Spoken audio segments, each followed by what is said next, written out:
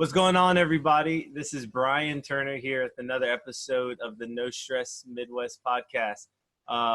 We are here joined by Cheyenne Foster, part of season 2. Cheyenne, how's it going?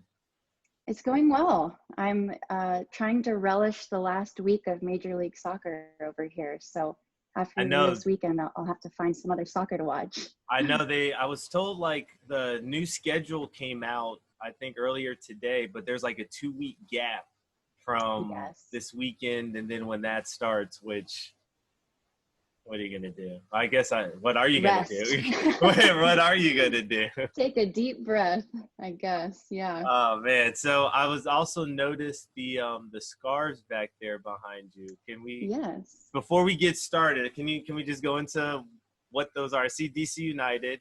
I actually have that USA one, but instead of versus Mexico, it's Jamaica when they were here. Oh yeah. Yeah. So I have that one. What are the other ones behind you? We've got, so I will happily explain. Normally I have my studio set up, which this would be hanging out in the background. And if you watch any of my videos or my content, you'll see them just hanging up in the background. However, we're hanging out in the living room today. So we'll get into this later, but this is the Soccer City San Diego scarf from some work I did on that campaign. I got this last call at RFK scarf from the last season they played at RFK before they went to Audi. Okay. This is my 25th season of MLS season ticket member scarf. I've been a season ticket holder with DC United for, I believe, 4 years now. Okay. And then I have friends who have collected all of the USA scarves. I only have the one, but I did go to this game, so I feel like if I'm going to have any of them, it's going to be that one. Yeah. Yeah. And then, crazy story, the one on the far side here, I have a friend in one of my fantasy leagues, Major League Soccer fantasy leagues, who goes thrifting in Portland often. And Portland, Oregon has an amazing thrift scene, especially for soccer jerseys and stuff.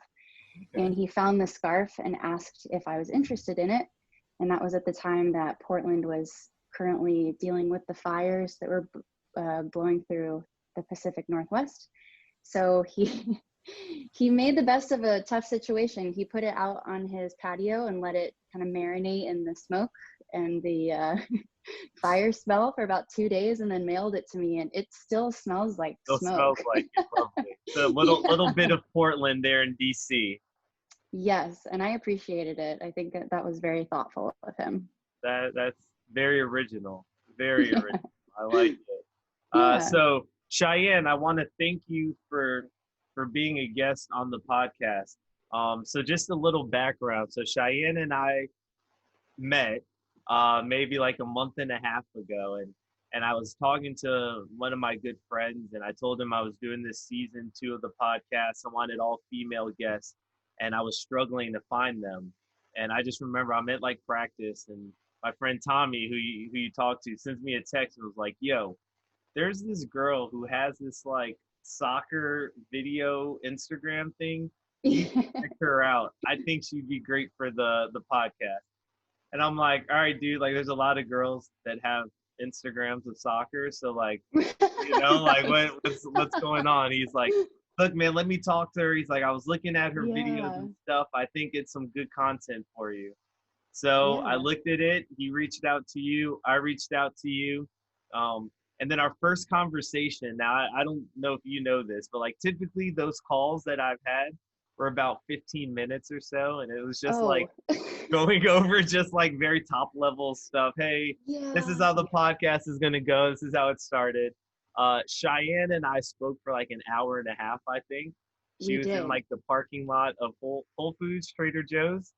Where was it? Yes, I was just hanging out near the grocery store. It was Trader Joe's. Yep.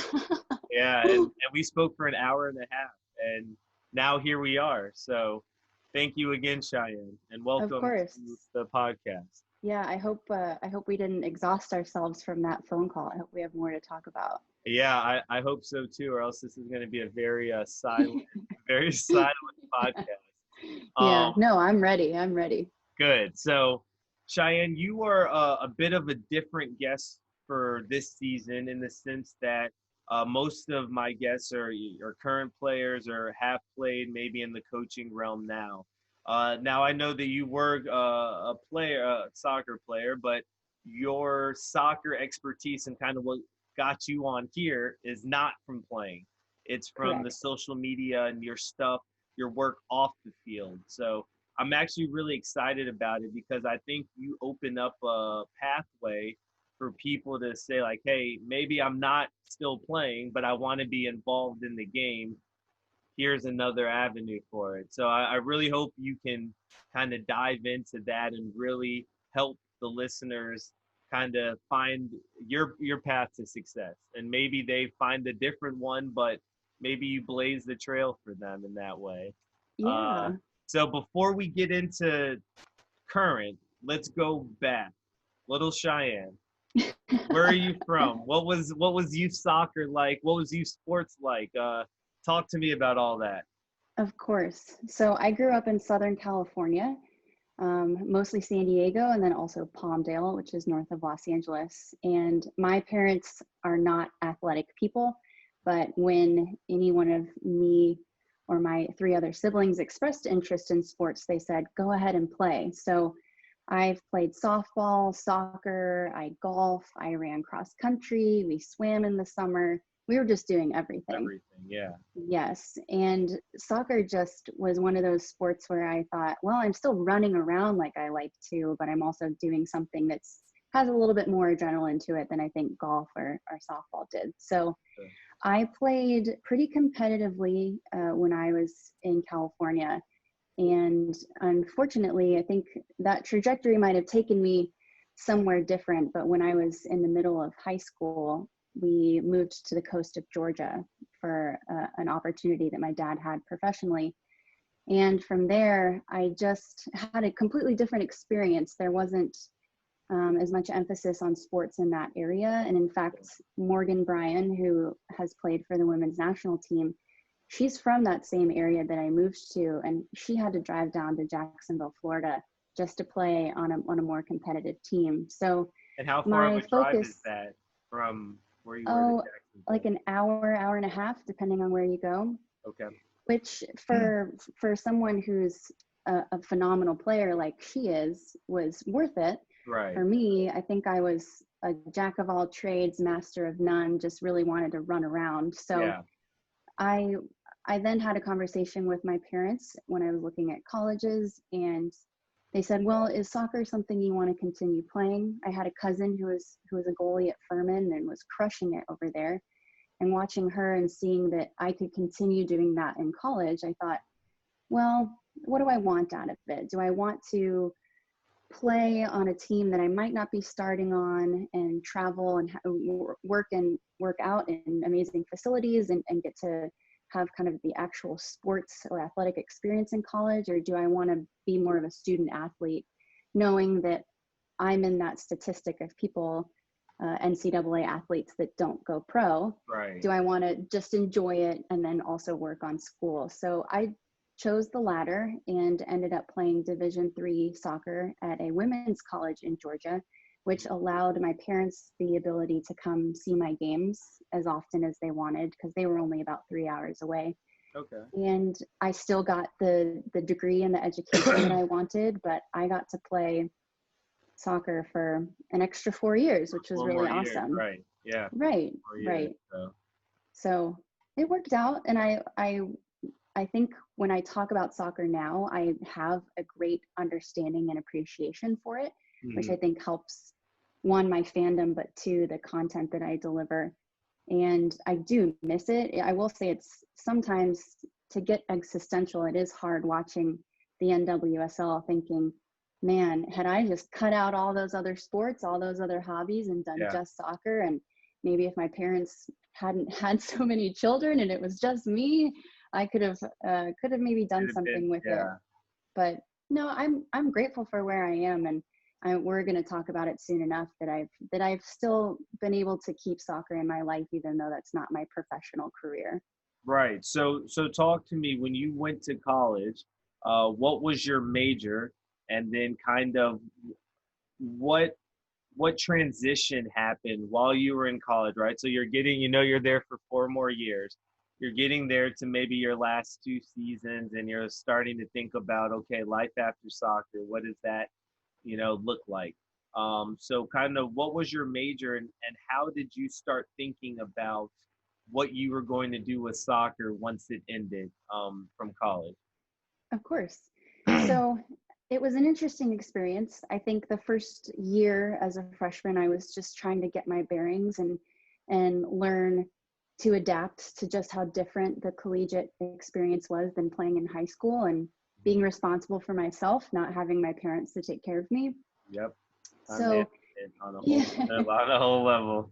yeah. I mean, it was me and my alarm clock waking me up at 4:30 in the morning. So I did adapt to that pretty well, and I will say that set me up for success all the way until now, being as old as I am. But my junior year, we had some successful seasons my freshman and sophomore year. My junior year, I tore my MCL, and both, I say menisci, the plural word for meniscus. Oh. I've never checked that online, well, we're gonna go I with assume it. it's right. We're gonna go with. I like it. Listen, if you didn't say that last part, I was sold. You would have believed I it. was sold on Okay. it. Yeah. Okay. So menisci and My menisci, yes. All right. So I ended up getting surgery on it after my junior season in the spring. And from there, my junior season didn't go so well, and my senior season went even worse. And the ability to kind of transition away from that mentally was easier because of that.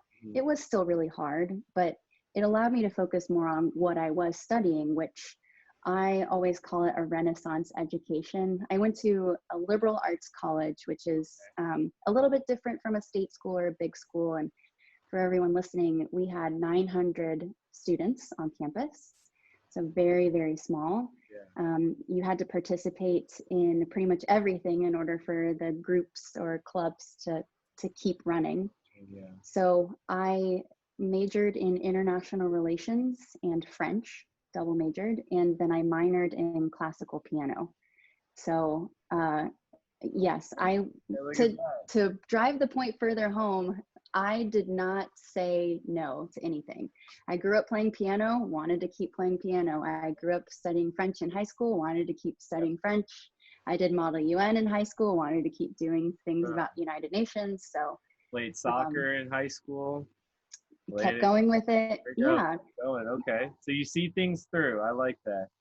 Correct. And I will say, I mean, I still do all of that. I play the piano for my local congregation, the organ for my local congregation as well, and I still play on co-ed rec soccer teams, which are not so much now about getting better at soccer as they are networking and just making friends and hanging out with friends. Yep. But yeah, I am just an avid hobbyist, as I say. I like to do it all. So Wesleyan College is where I went, and it was kind of perfect for that. But as I was transitioning away from that and graduating and trying to decide what I wanted to do, it was actually the same year as the 2012 presidential election. Okay. And foreign affairs or foreign policy is the other side of the same coin, political coin. So you've got foreign affairs and domestic affairs, and the presidential election was domestic affairs. So I decided to work for a political nonprofit for that election, and then followed it to DC and kept working in politics. I worked on the Hill for a member of Congress. I worked on a presidential election in 2016. I worked for a political party in 2016 when that presidential campaign ended up folding. And then I've worked on campaigns ever since. And interestingly enough, as it doesn't sound like I've dabbled in soccer at all during those experiences, but two things that I do think are really important to mention. One, in every interview I've had with potential jobs or employers, I have always mentioned soccer. I've never put it on my resume, but I always mention that I was an NCAA athlete because it tells them a lot. Yep. Tells them I'm a team player. Yep. I have a really hard and great work ethic. Mm-hmm. It tells them that I am willing to do anything and everything. I'm not above any project or Right. any errand, etc. And I also find that, especially on a place in like a place like DC, where nobody that I've come in contact with really is from here, they're from a lot of other places. Yeah. There are so many people who have played division 1, 2, or 3 sports at their respective colleges, and it makes for such a great networking opportunity because you have so much in common without having to express it when you find out someone else has also played a collegiate sport. You all went through those, what we talked about, those 4 a.m. workouts where it's you and your Yeah. alarm clock, where Yeah. your body is dead tired, but you have to go to training, and then the cafeteria closes, so like you're on your own for food, and you've got, for girls, the messy bun and oversized sweats and shirts that they're just walking around in. It's Yep. everyone, everyone has those same things that, regardless of Division 1, Division 2, Division 3, or NAIA, right? JUCO. Correct. You Correct. playing a collegiate sport has the same, structure and backbone to it. And I think that that's pretty cool. And like you said, a great opportunity for networking, because it's something that not everyone does and not everyone has done. Right. And before I mention my second point about my experience with soccer in my current position, I will say Division 2 and Division 3 and NAIA student athletes are some of the most amazing people I've ever met, because I love watching college football and great college soccer just like the rest of them, but those athletes, there is a lot that they don't have to worry about when they go to a big school with amazing facilities and with tutors that are really helping them get through. For me, it was me, myself, and I. Right. And going to such a small college meant that I had to be physically and mentally present for every class that I took. And the professors appreciated that I came there to play soccer, but didn't appreciate it if I used it as an excuse for why I didn't complete my assignment or my project. So it was, especially with all of the different things I studied, it was a lot, but it taught me so much about what to prioritize and how to manage my time. And it also really set me up for success. And one thing I will say before I move on is that it taught me the importance of college as a learning experience, not a performing experience. So my grades were not amazing, Right. but the things that I learned in my 4 years at school are invaluable. I don't need an A in that particular class to say that I truly grasped what was taught. Yep, and I learned a lot, and that it's informed the decisions I make now as a professional. And the same goes for soccer. So both of those things, the student and the athlete part of being a student athlete, were just really, really helpful to me. I think you brought up a very good point, and I haven't heard anyone phrase it in this way, where you were talking about in college that you learn but maybe not perform. And I think that is, I can't even say how good of a point, like how much I agree with that, because I too was very similar, and like my grades were not the best. I know that for sure. But I know that in each class, I learned what I needed to grasp to get to that next step, right? And then it's just kind of moving on and like survive in advance, right? And it's like, I know I can get through and learn this bare minimum to get me through this course. It's going to set me up for the next thing. But I would, get not nervous, but shy that like kids would have like 4.0s and like get A's on everything. And I'm like looking at them like, how do you know this stuff? Like, what am I missing?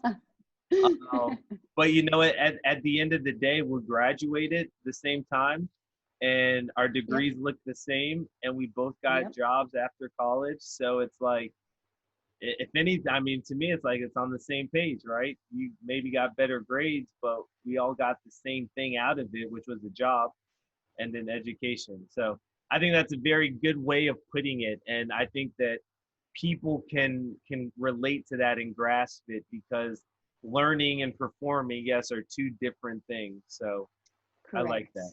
I like that. Yeah. And before we get into my channel or my Hmm. YouTube content, recently, well, I say recently, and it still feels like 10 years ago, back in 2018, I was working for a political consulting firm. Interestingly enough, it was based in Kansas City, but I will say my Kansas City apartment was empty a lot of the times because I was traveling so much. Yeah. And the end of the cycle, I went and helped with a campaign in San Diego, and it was a citywide ballot initiative. Well, wait. So, I was gonna oh yes, take us you go right there. I ahead. was gonna take us there, but you beat me. You beat me to the point with that. So keep that there on your head. Sure, But I sure. was gonna ask you how you transition from your work in DC, working on a presidential campaign, and working at a convention, and working in DC, and getting that political experience. How did that then carry over into San Diego when you went there, and what were, some of the things that you felt you were prepared for because of your work outside of soccer, and kind of how does that tie in with everything? Right. So I'll start kind of at the end of 2016. I had worked for a political party and was trying to decide what I wanted to do after that. I didn't want to work in the administration. I didn't want to go back and work for a congressman. There's a big difference between official uh, representation or Congress, because Hmm. they are a public official, you are a public servant by working in government, and then actual politics where you're doing campaigning and fundraising for campaigns and stuff that you do back in the district Right. that particular person represents, or where they're running for office, etc. So I figured I had been in DC long enough that I would take a step outside of the city Hmm. and give myself a break from what everyone calls the swamp. And I was grateful that I did. It took me to Kansas City, which Right. I absolutely love and Of sometimes course. wish I was still living Now, in. before we leave Kansas City, barbecue place. What's your go-to? You come here for 24 hours. Where's the first barbecue place? Ooh. So I want to say Joe's if I'm just going for barbecue, Okay, I'm happy with that. but yeah, but if I'm bringing somebody else and I want to give them the full experience, I would say Jack Stack. Boom. We can move Um, on. You yeah. check. We're good. All right. Okay. Yeah, you All passed. right. Are you a student that's struggling a little bit with the hybrid and virtual learning and looking to get just a little more help academically? Or are you a parent that has a child who's struggling to keep that same level of discipline and rigor that they had in the classroom at home? If any of these apply to you, check out No Stress Midwest Education, an academic tutoring service where we offer both in-person and virtual tutoring. One of the things that separates us from others is that all of our tutors are board certified educators in Kansas and Missouri in a variety of specialty topics and familiar with the latest curriculum in school districts around the metro area. We are passionate about helping students achieve their goals in the classroom and also committed to helping students build the necessary skills and tools they will need in the future to succeed on their own. Our team follows the latest guidelines from the CDC. We require masks for all in-person tutoring to protect both the student and the tutor. Our tutors will either travel to your home or meet at a predetermined location to conduct all in-person tutoring sessions. All we need is a space for learning, and we're ready to go. At No Stress Midwest, we truly believe in developing the well-rounded student athlete. No Stress Midwest does not tell you what to think, but teaches you how to think. No Stress Midwest Education, an academic tutoring service. For more information, visit www.nostressmidwest.com/education. Yeah, yeah. No, I miss that very much. And I wish that I wish that I lived there still sometimes, and I wish that the time that I did spend in Kansas City, that I was actually more present for, because Kansas City was my base, but I Mhm. traveled a lot. I spent a Right. ton of time in Wisconsin. I spent a ton of time traveling throughout the state of Kansas. And I then ended the cycle in San Diego. So the political consulting firm that I worked for is kind of what they called a one-stop shop. We helped anybody doing a campaign, whether it was a ballot initiative or an actual person running for city, state, federal government. Hmm.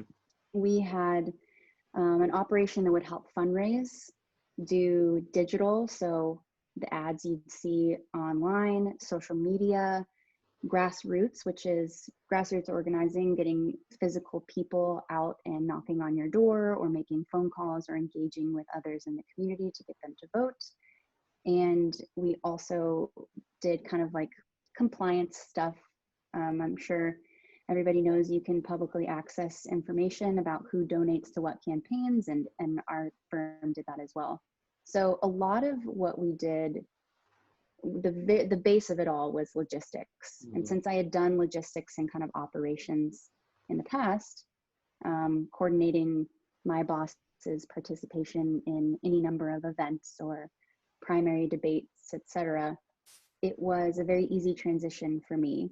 But going into it, I had no idea what campaigns I would be working on. It just really depended on what our consultants were able to bring in for business. Okay. So I was the associate that kind of went out to a campaign and was there to be the liaison, there to plug the gaps, so to speak. And I did that for the whole summer in Wisconsin for a Senate primary campaign. It was a lot. Those 4 a.m. mornings that I did in college came back in my life in 2018. But it And wasn't at the gym, but you weren't working out. right. I Yeah. wish I was working out. It was, yeah. The thing about campaigns, if anyone ever experiences them, is that your entire life just goes by the wayside. Right. And whatever the campaign needs or wants is your first priority. Right. So I ended up leaving that primary campaign. Their primary was in mid-August, and unfortunately they didn't win. But I came back to Kansas City for a couple of weeks and was unsure about what to do for the end of the cycle, because there were only about 2 months left. Hmm. So interestingly enough, and this is where Soccer City comes in, we have a consultant out in San Diego who's worked on a number of campaigns in Southern California. I've consulted on them as well. And they were currently working on a ballot initiative for the city of San Diego. If you've ever been to San Diego, there is a massive gap in the middle of the city left by the San Diego Chargers. Yeah. um, Yeah. Yep. yeah, the Padres used to play, the way the name I remember it as when I was younger was Jack Murphy Stadium or Qualcomm Stadium. Yep. Yeah. Yeah. Colcom. Yep. Right. And when the Chargers left, San Diego State plays at that stadium occasionally, but there really is, in the Mission Valley area, there's just kind of an empty space.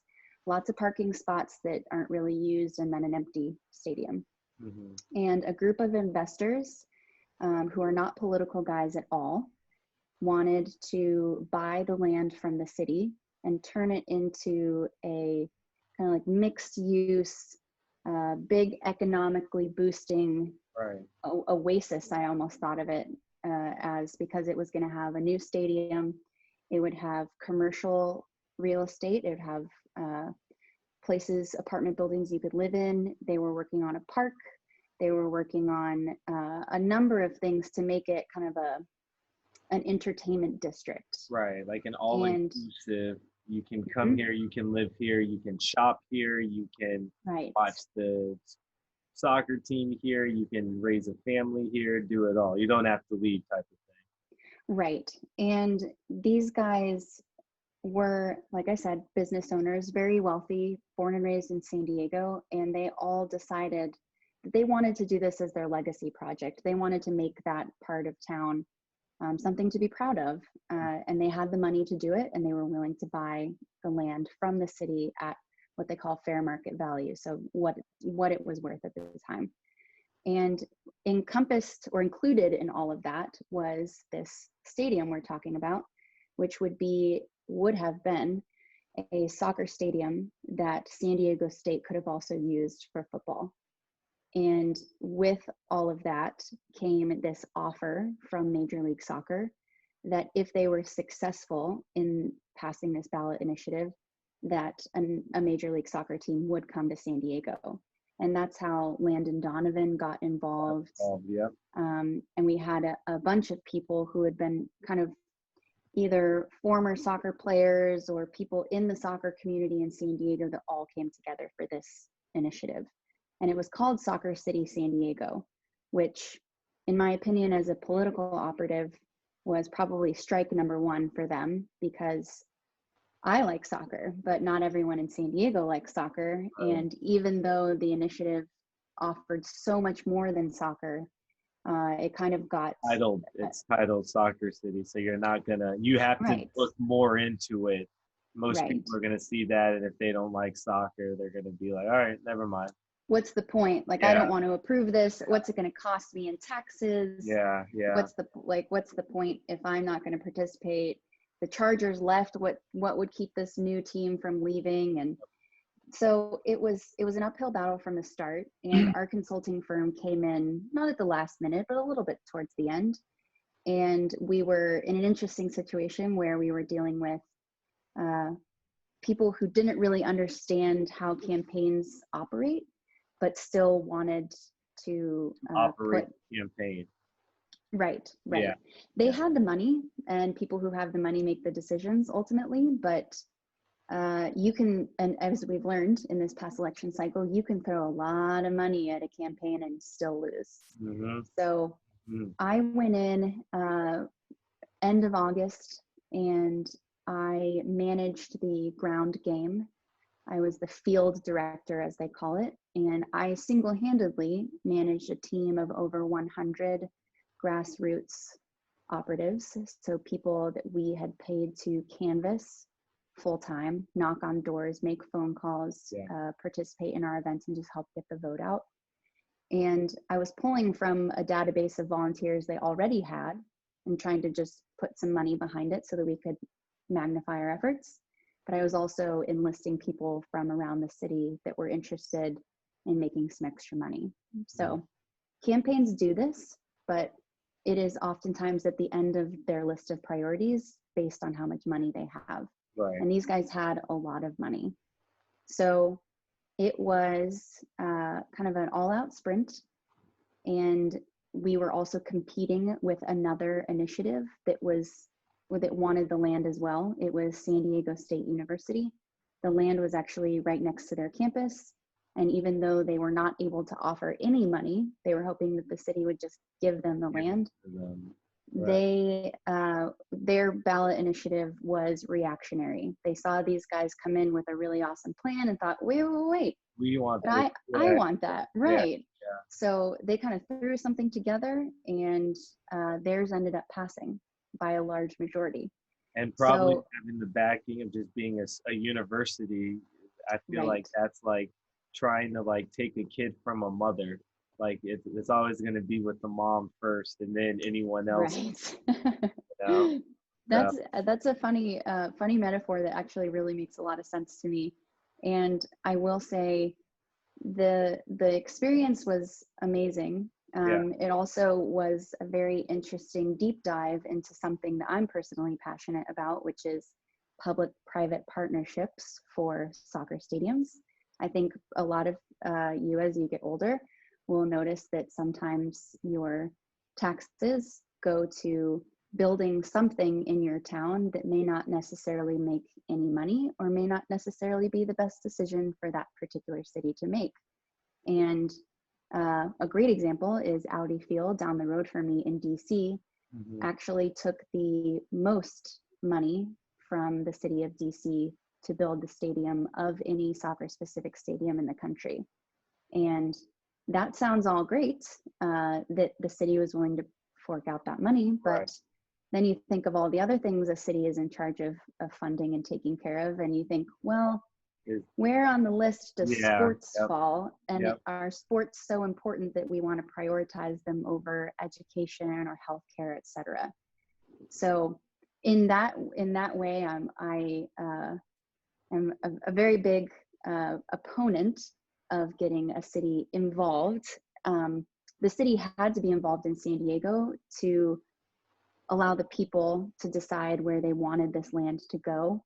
Right. Part of what I appreciated was that the initiative that we were working on was proposing buying the land outright and actually putting money back into the city of San Diego. Right. Because if they owned that land and then they built this city oasis, as you said, anyone that comes to visit it is giving money back to the city of San Diego. Right. Right. Versus if if the college or university owns it, well, people can't use that, because it's owned by the school. So only the school has the right. Yeah. Okay. Well, and think of it this way: San Diego State is a state school. So anyone who pumps money into San Diego State is giving their money to the state. They're not giving their money to San Diego. So it was, I understand California as a whole obviously needs money to operate, but when you're thinking about something local and something that San Diego could have really gotten behind, our initiative was where to go.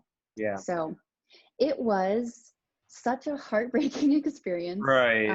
But to bring all of this back to how kind of my professional career and my interest in soccer mixed, there are so many instances in Major League Soccer and American soccer where a city, a government, a political entity, what have you, has to get involved in either the building of a stadium, the approval of a permit.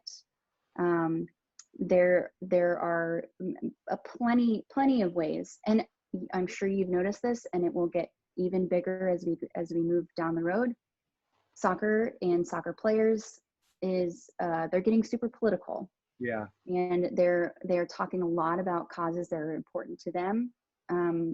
I think that the dialogue is so incredible, and we've seen this in other sports where people have tried to state an opinion and it is just crushed by the league or by the business that owns that particular operation. And I said this in a video of mine I did a few months ago, which is people always tell athletes or people who work in sports to stick to the sport. Right. Shut up. But they forget that these people are humans as well. They deal with things off the field. And so those conversations are happening, and they're happening with a political context. So politics is everywhere. Politics is in everything. Politics is a business, and sports is a business. Yep. So there's a lot of stuff that I do, like I said, for the firm, which is fundraising, social media, operations, events, etc., that you also do in sports. So the last thing that I'll say that I've done professionally that I don't think we talked about in our long conversation is I, about a year and a half ago, was contacted by some people in Philadelphia to help them from a political and logistical perspective with, one, the Philadelphia Union Academy and their interest in fundraising more money, and two, the city of Philadelphia's bid to be a host city for the World Cup in 2026. Yeah. So those kind of things are all about soccer. Yeah. They're also all about a city's ability to host a major worldwide event. And a lot of that includes collaboration between the city government, state government, the local municipality. I mean, all of that stuff. Yeah. Yeah. And so that's it's kind of come like full circle. And that's your niche, essentially. Yeah. So that's Correct. pretty cool. Yeah. And all right. I think I like it. Yeah, it's soccer kind of pops up often, and especially since 2018, I think that kind of opportunity is never expected, but it's always a welcome surprise. I was not at all expecting to work on Soccer City, but as far as San Diego is concerned, that the way that ended, or is still ongoing, I guess, is they now have a USL team that is coached by Landon Donovan, because that Soccer City project was very near and dear to his heart. And the hope is that eventually the USL team will become an MLS team. They don't know how, they don't know when, but that's, again, as a business and as something that exists within a city, that'll be another big political conversation if they want to end up building a bigger stadium somewhere else in the city, or want to put a nice bid together for Major League Soccer to look at to bring them up to the top tier. So. Are you saying that you're is this an open pitch to get involved when Landon decides to make the jump to MLS? I don't know. You know, I always say, or I've always heard people say, never meet your hero. And I have always told people that after that experience that I could let Landon do his own thing. I think the mix of non-political and political people made that experience just so difficult at times. Fair enough. And I'm sure Landon would tell you if asked that there were several times where I was just like, please go away. That's not how this works. Just let me do what I'm supposed to do. Right. So, yeah. No, I love him though. A huge idol of mine, and he's doing amazing things for San Diego Loyal. But man, it was such an undertaking that I almost want to leave it to people that have maybe more oomph and passion about it than I do. Yeah. So. Well, and to touch on it real quick, I mean, it's been in the news, if you're in the soccer news, with the San Diego Loyal. Maybe a month or two ago, there's an incident. They were playing against the Phoenix Rising, and there was a homophobic slur being thrown out by a Phoenix Rising player to someone on the Loyal. And to see Landon Donovan, kind of step up, I guess, whether he heard it or one of his players told him, I don't know how he got the info, but they have like a behind the scene video of him like talking to the Phoenix Rising coach, like, dude, like that's not okay. That's BS. You know what he said, blah, blah, blah. And the coach for Phoenix is like, let's not do that here. And I was like, that was like saying, man, I was just like, it's like you're making a big deal out of it.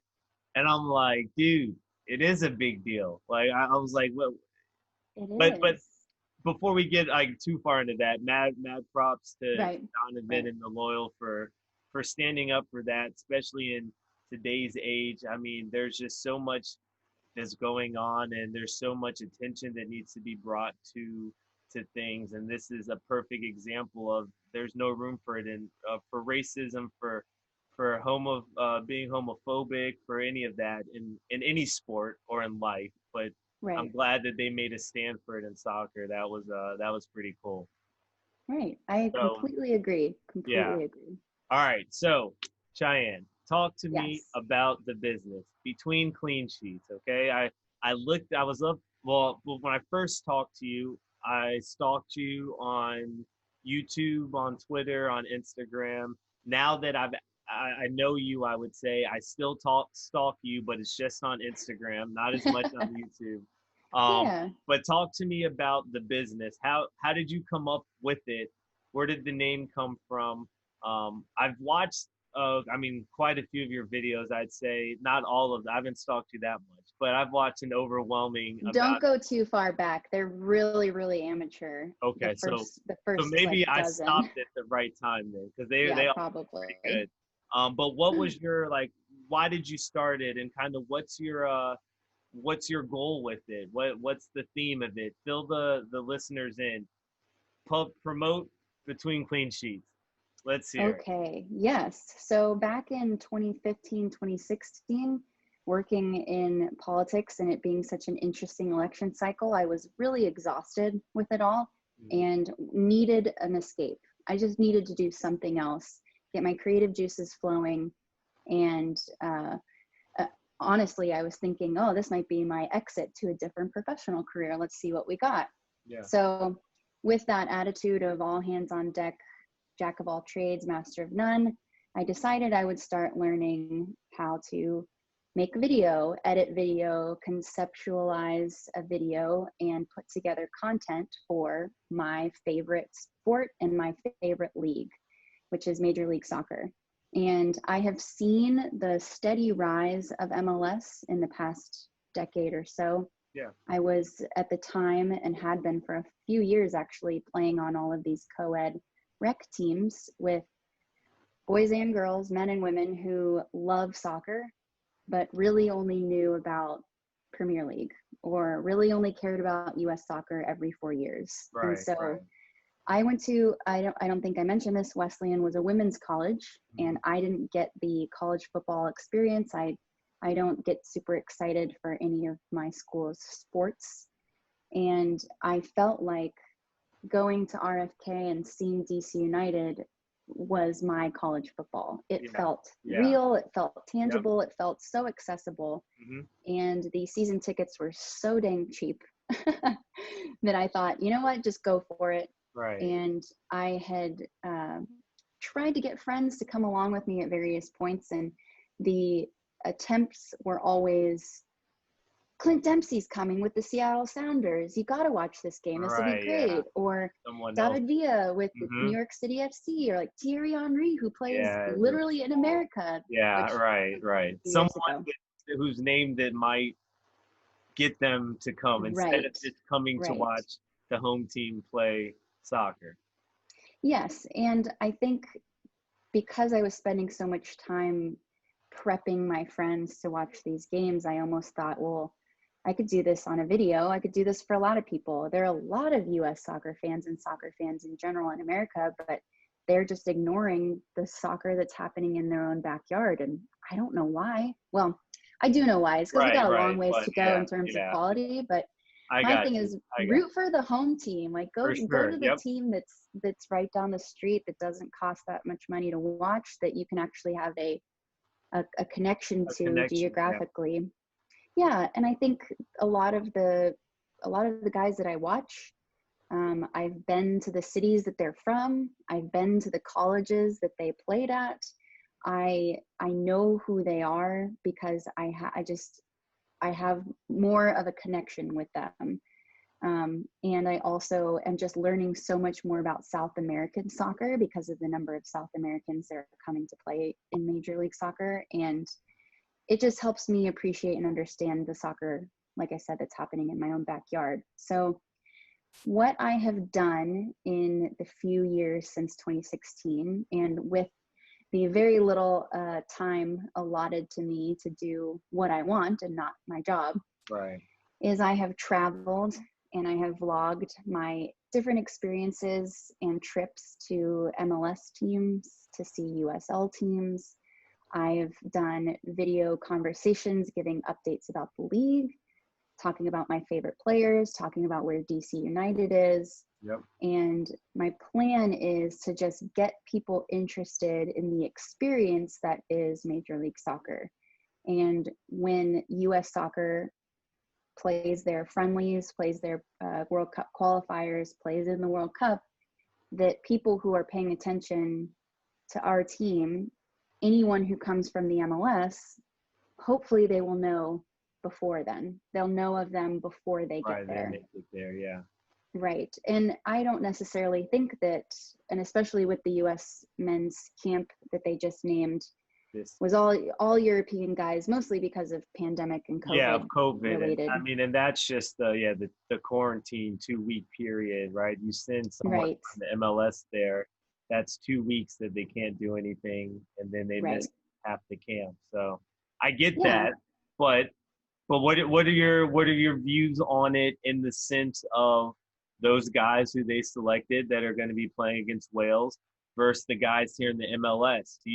Do you think, and I obviously don't think that no MLS player should be up there, because that would be a lie. But do you think that those younger guys that are playing overseas, do you think that now might be a good chance for them to crack into that starting 11 or to crack into those camps especially with missing Yes. the last World Cup, right? That was a Yeah. huge gap where we just like, I don't think got better as a country with soccer, you know? No, he did not, Ryan. No, he did not. Some So might I say will we got say worse. So that some would be me. yeah, I would have said that. yep. So I think that, interestingly enough, I think that this is actually a huge positive for the guys currently in Europe, because I don't think, and Greg Berhalter came from Major League Soccer. Mhm. He most recently coached the Columbus Crew, and I think he has a soft spot in his heart for MLS players, sometimes to his own detriment. Jazzy and Will Trapp were like the first two people Oh, fucked up. I know. I'm like, can we just let Will Trapp go for Yeah. now? Yeah, so this is actually a great opportunity for the guys who are in Europe to get playing time in a situation where really they otherwise wouldn't. And that is, for better or for worse, going to put them in a much better spot when it comes time to pick the starting lineup. And I don't think that it will keep MLS players out.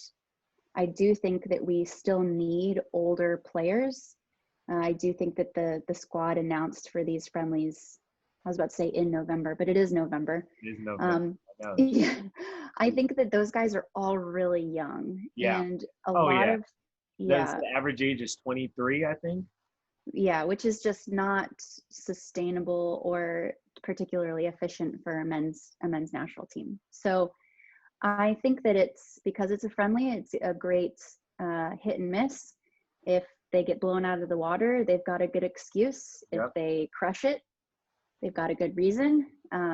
I will say, this is kind of a side note, but I feel really bad for Josh Sargent, who, I know he just got injured. And then speaking on that, then they bring in Sebastian Lletget, who's an MLS player who has right, a 2-week quarantine that now he has to serve once he goes there. Are you ready to take your game to the next level? Trust the process and sign up for No Stress Midwest training today at www.nostressmidwest.com/training. No Stress Midwest primarily offers training for soccer players on the individual, group, and team settings of all ages and skill sets. Our training is customized for the player, and our goal in doing that is to continue to grow the love of the game, build a personal desire to want to develop, and create the chance and choice for the player to play at the next level. We have developed a unique solution here at No Stress Midwest Training, showing our clients that you can have fun while still getting better.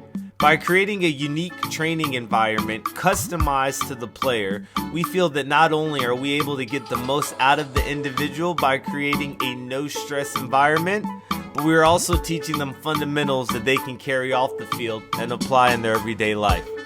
Visit our website at www.nostressmidwest.com/training and sign up for your first session today.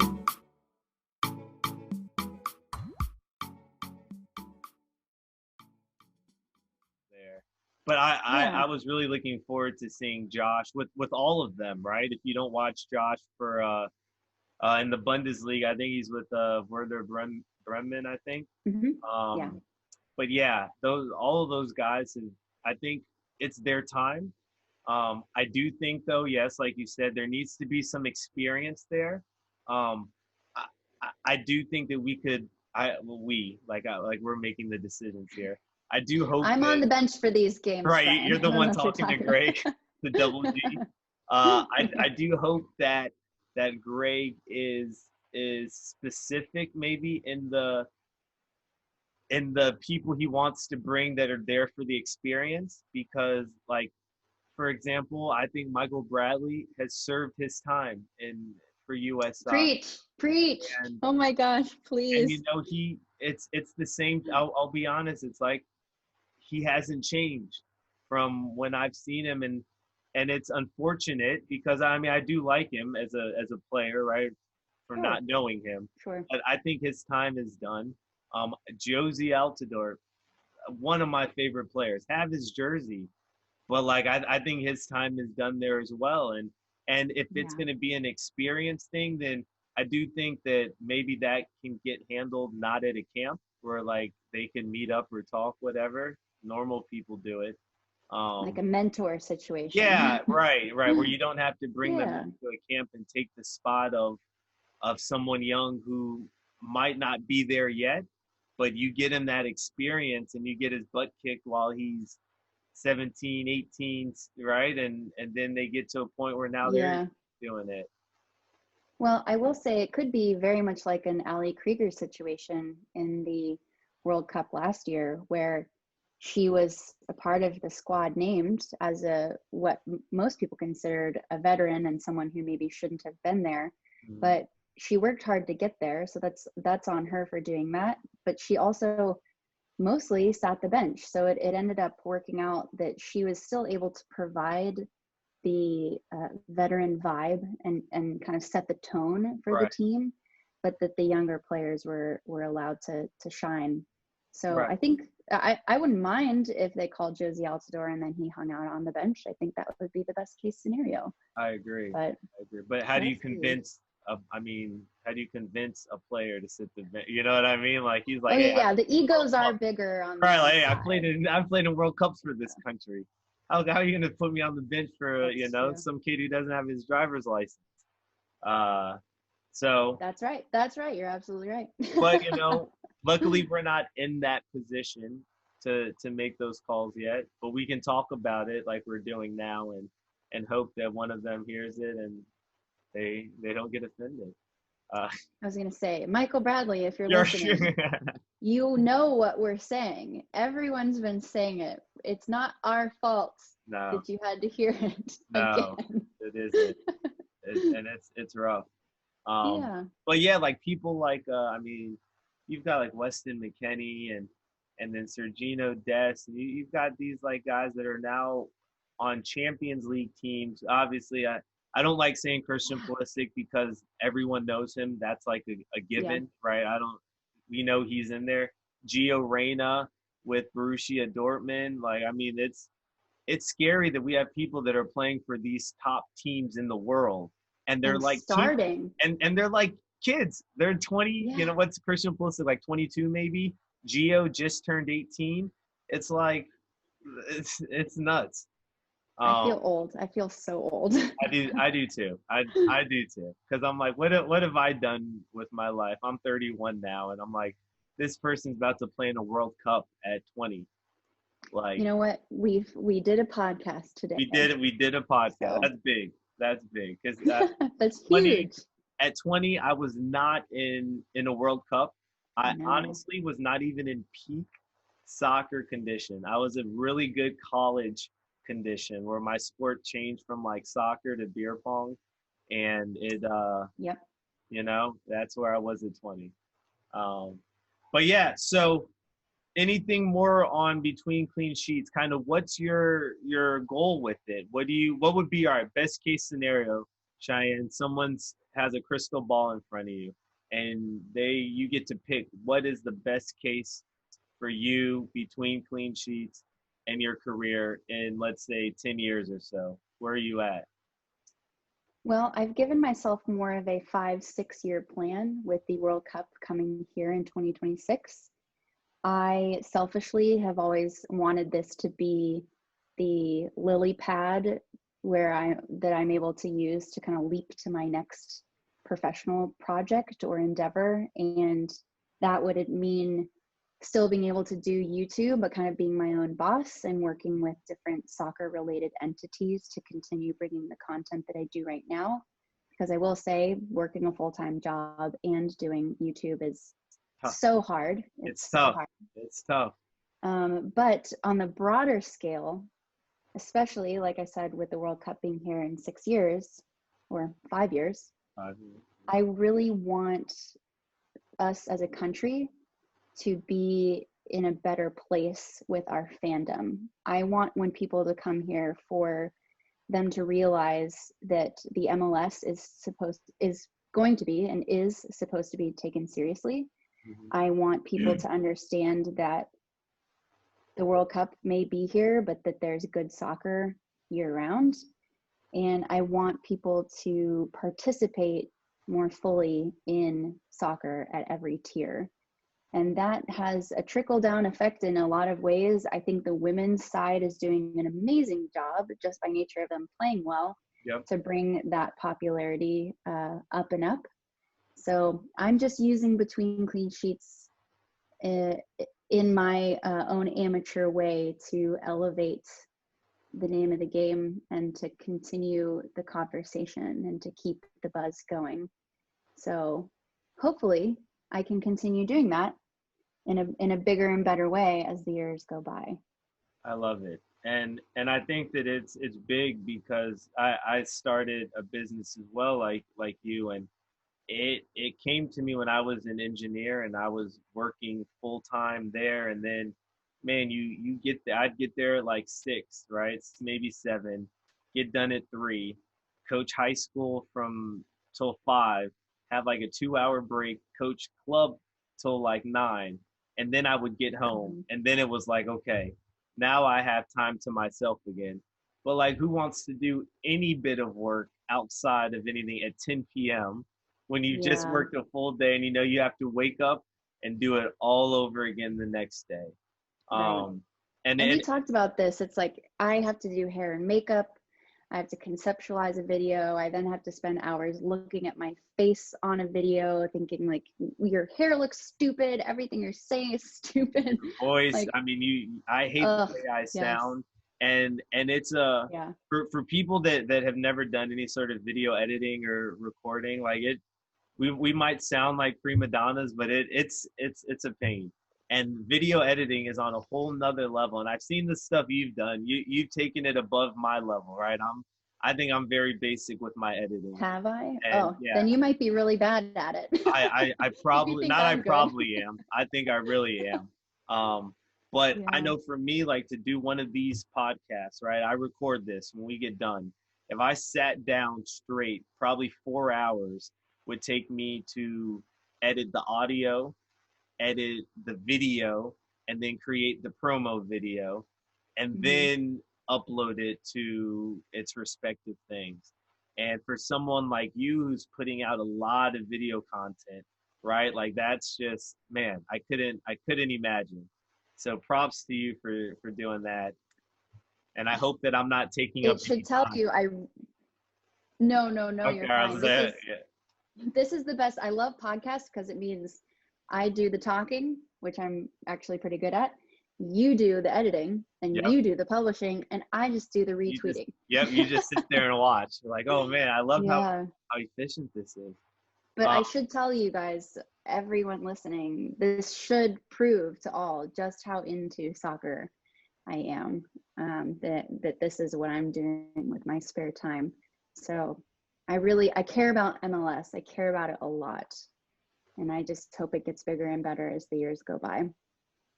Yeah, and you touched on a good point. Your first game at RFK Stadium when you were like, I love this. And my first game it was called Livestrong Park at the time, but now Children's Mercy were Sporting Place. Oh yes. And I remember I just moved here, and it was maybe a month in. I wouldn't even give it a month. Someone from work gave me tickets, and I went to, and it happened to be the U.S. Open Cup final where they beat Seattle Sounders in PKs.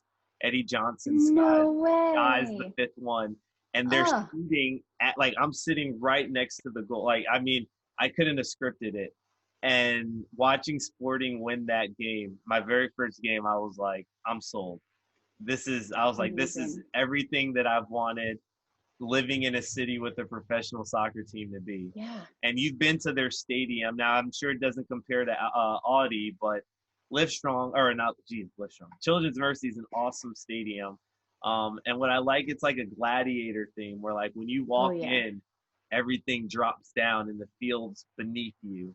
So there's like no bad, honestly, the worst seats are like box seats and in a box. Right. Because you're so far away from everything.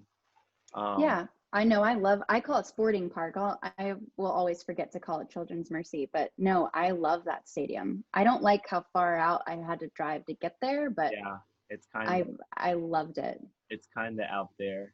They built Yeah. their training facility out there in U.S. Soccer as well. That it's like in the middle of Mhm. nowhere, but super nice training facility. Yeah. Um, Yeah. so all right, so Cheyenne, let's get into some of these generic questions, okay? Right. Now, I asked I coached some younger teams, and I asked some of the young ladies to put together some questions for me. So one, I learned never call little girls young ladies because they're like, I'm not young. Even though they were 12, they were like, Coach, I'm not young. So my bad.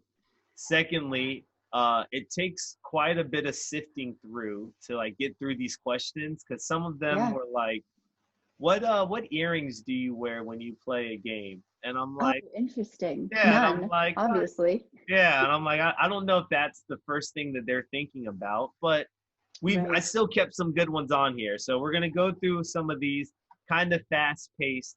So don't think too hard, but don't Of think too course. little and get caught slipping because that would be tragic.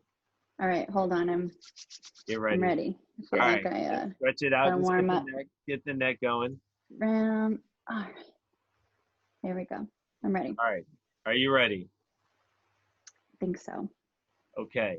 So, who would you like to thank for getting you into soccer and getting you inspired by it? Whether it was a parent or whether, well, you say your parents weren't that athletic. Maybe you saw Mia Hamm play. You saw Brandy Chastain take off her jersey and whip it around her Yeah. head after winning. Who was it? What was it? What event was it? I have to say my older brother, who was actually the one that turned on those games on TV. I don't think I would have seen them otherwise. He was a big into Premier League, watched all the games online growing up, and I would not have seen those games if not for him. Awesome. What do you think is the biggest difference, or what do you think needs to change to make the equality in pay there for the women's side compared to the men's side? Interesting. So the big conversation for that was always ideology versus reality. I think ideally, and I think everyone would say this, that men and women should be paid equal in the US soccer sphere. But the reality of the situation now is that both teams negotiated very different agreements with US soccer. So in order for that to change, I think we should hire people who are focused on bringing the women's game up to that level and help them negotiate something better for themselves. And I think hiring women will certainly help that happen. Hiring people who are willing to listen to the women's team would help that happen. And if you get to a situation where you can negotiate basically the same thing, then you can do exactly what Brazil did this year, which was very quietly and simply just start paying the men and women the same without making a big deal about it. Yeah. So, well, and I think that there's a lot of things with that. I think America as a country is just so confused with this issue of yeah, men and women doing the same job and getting the same pay. But that conversation can legit go on for hours in really different ways. So we'll keep it at that. I love it. yeah. What did you play at recess? What was your go-to? Oh man, I was always outrunning the boys. Out. I was I was the fastest runner in my school in first through fifth grade, and that was always tested. So I So felt like I was you're just, always there. yeah, I love always it. being chased. I love it. What would you eat before a game, right? When you were in college, what was your pregame meal? And is ice cream okay to eat before a game? I would never recommend ice cream, although I've certainly eaten worse before games. But a pregame ritual I had, which I really appreciated, was whenever my father would come up to watch me play, he always brought a Cracker Stacker Lunchable and a Power Bar. I never usually ate the Power Bar, but I always went for the Cracker Stacker Lunchable and a blue Gatorade. Ooh, And I felt like that was just kind of smooth and simple just of a enough. snack. Yeah, it was just enough. Yeah, What it I needed. wouldn't recommend anything else. Yeah. Okay. So no ice cream for the record. No ice. Heavens no. I feel bad for anyone who would would think that was a good idea. So I've, as a high school coach, I think it was like 2 years ago. I lied to you not, during maybe our girls' summer camp. Hmm. I had them like start off, just do 2 laps around the field, and one girl threw up after the second lap because she had a chocolate ice cream bar Yep. before. And it's funny that I'm just now remembering that story, but it was really disgusting. And she was embarrassed. I was embarrassed for her. Now there's chocolate throw up on this turf field that I'm not cleaning up. It was just bad all around. Honestly, you were thinking throw up. I was thinking something else. So she should be glad Oh, it was okay, throw up. okay. So we're I there. will say, yeah, at the collegiate level, I threw up a lot. So the quicker you get yourself acquainted with that scenario and also how to eat better before and after practice, the The easier better. it'll be on your body. Yeah. Okay. I like that. I like that. So do you put your cereal in the bowl before the milk or after the milk? Before the milk. I hope that's the right You answer. put your cereal in before the milk. Everyone knows that. Everyone does. Okay. But I say Good. everyone, but there are people that don't do that. I was worried. Luckily, I haven't had one of my guests answer that incorrectly, because that is Yeah. when the podcast ends. I stop right there, because it's like I'm talking You're to a like, serial killer. I'm talking to someone that's not okay. I was gonna say, good play on words too, serial killer. You see what I did? I've been working. That's Yeah. my fifth time I think using it. So Bravo, Brian. I try to put it in there. It was my first time hearing it, so I thought it was good. So what other sports did you play growing up? I know you mentioned that you did some other ones, but what were Yeah. what were they, and what was the order of, like, that you enjoyed them?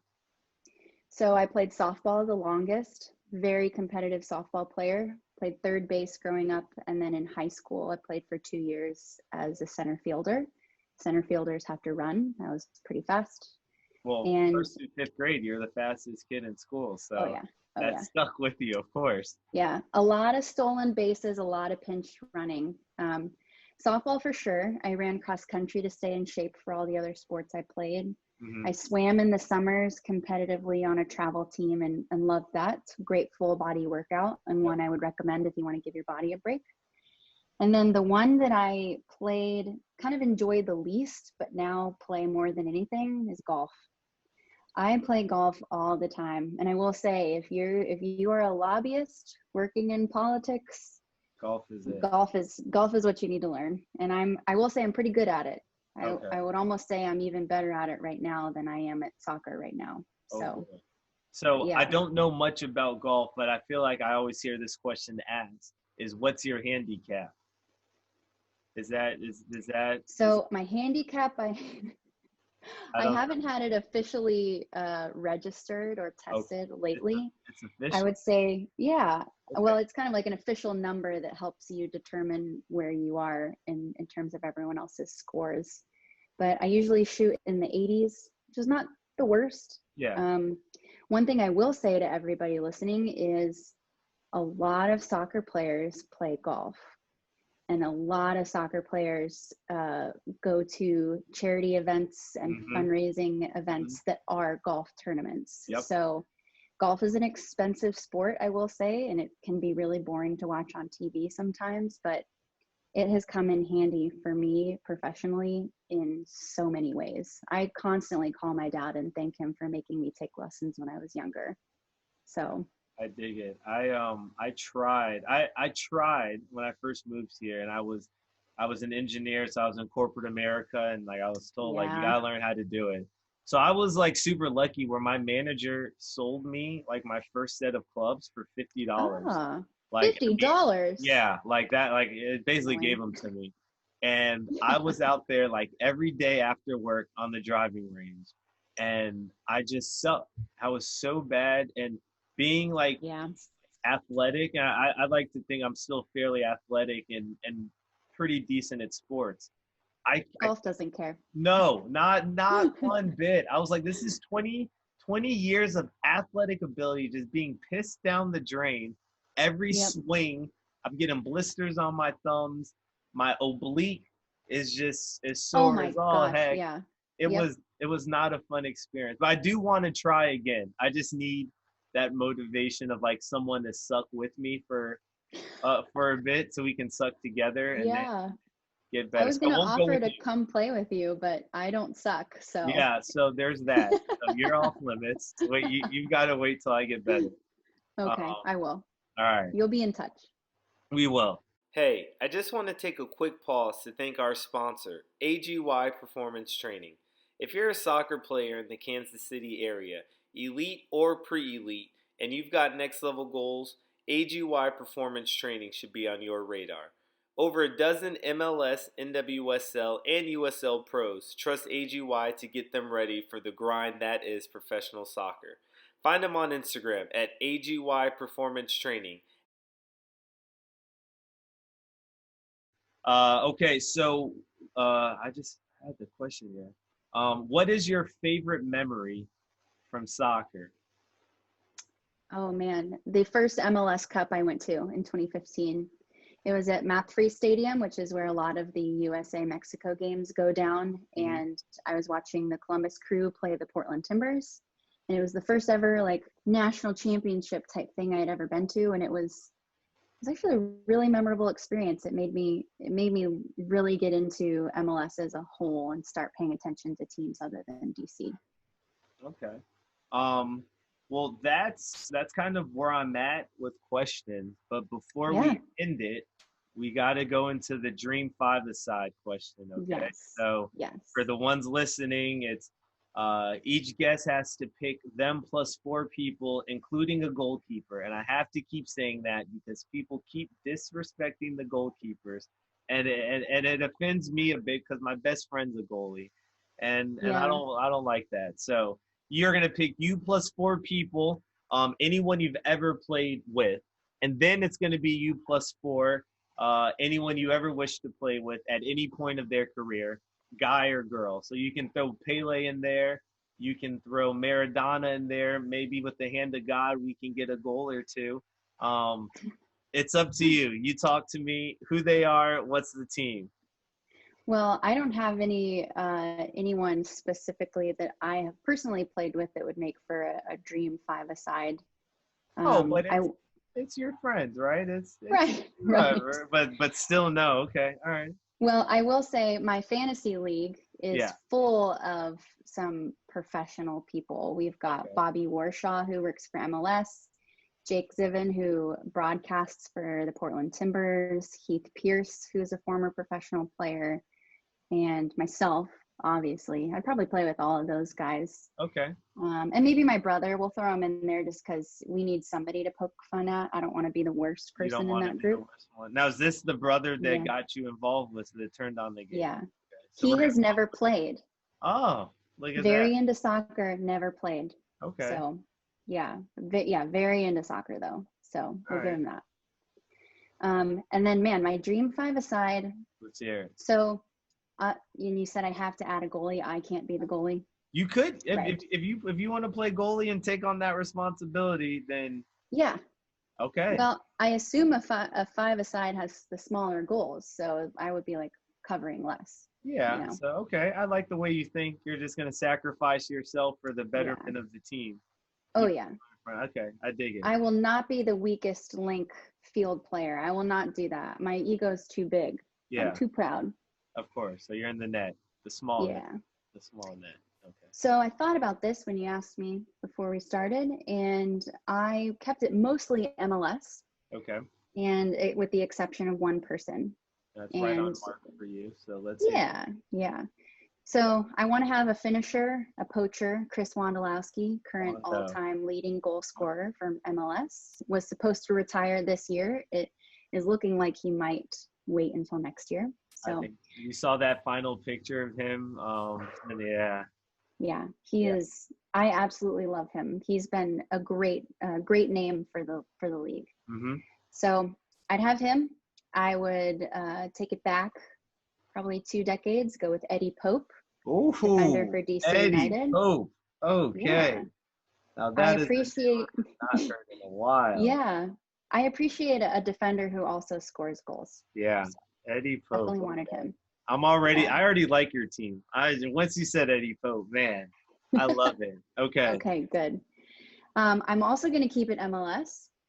Alphonso Davies. Ooh. He started with the Vancouver Whitecaps. Yep.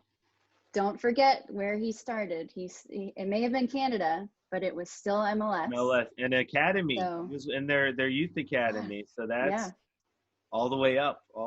Alphonso Davies. He's someone who I actually would expect to be mentioned more, but you're the first one that's called him on a team. So well, here's the thing: is people are going to go with their Messis, their Ronaldos, that what have you. I don't have space in my brain for those guys. I do not care. Like it. Okay. These are people I want to play with. Do I want to play with Ronaldo? Heck no. No, I do not. I'll watch him play, but I do not want him to be on my team. You don't want to be on a team. I can see that. That's fair.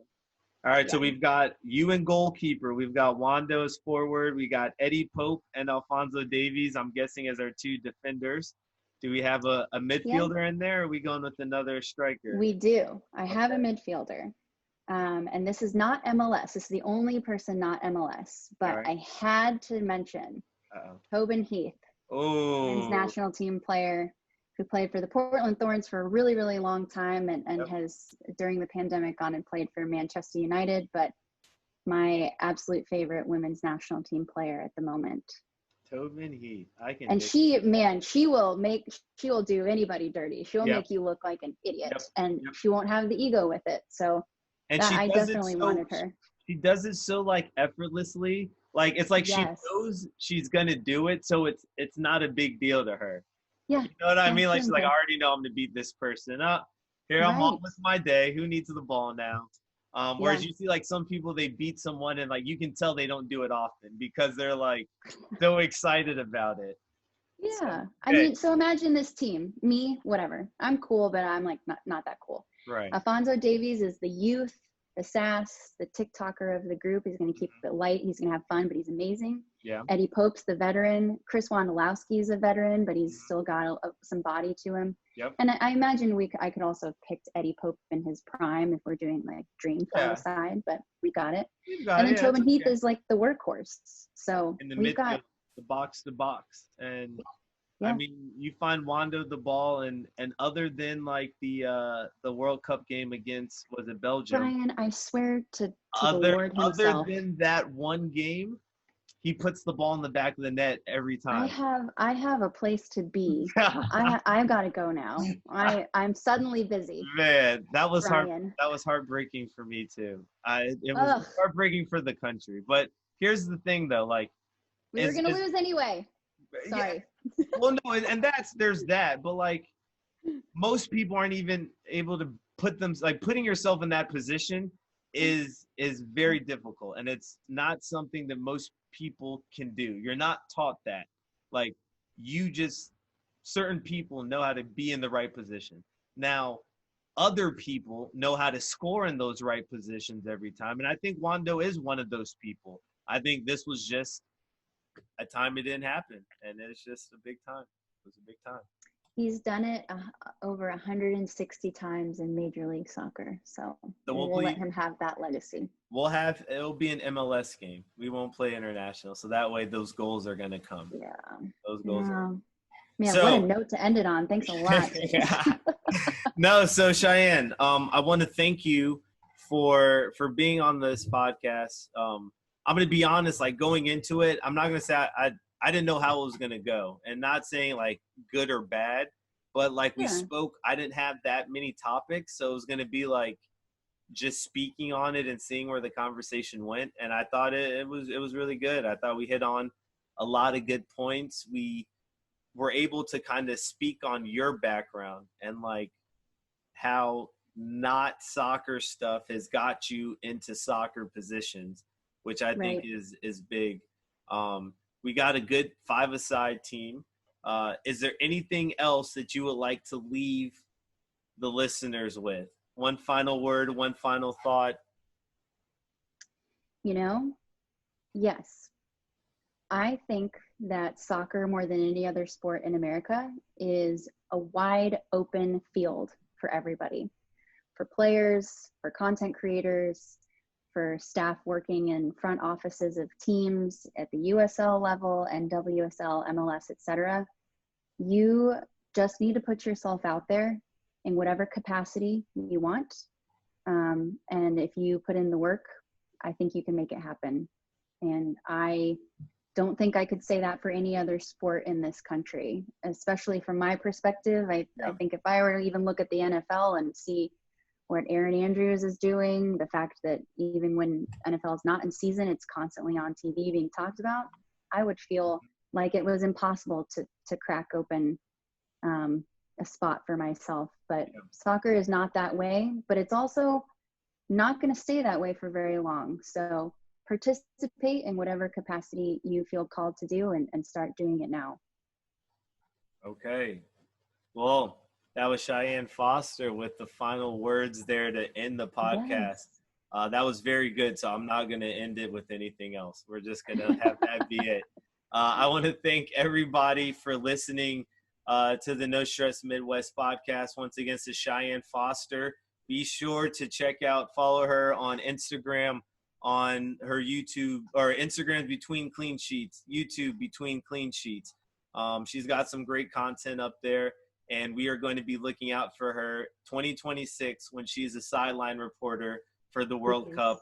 I'll go stand on a street. I don't care. Hold on. What was the pose when they come to you, right? They send the video to you. You're down on the sideline. You had your little pose there. Oh, my little pose. There it is. Cheyenne Foster, 2026 World Cup sideline reporter. Everyone, thank you for listening, and we will see you next time. Thanks, guys.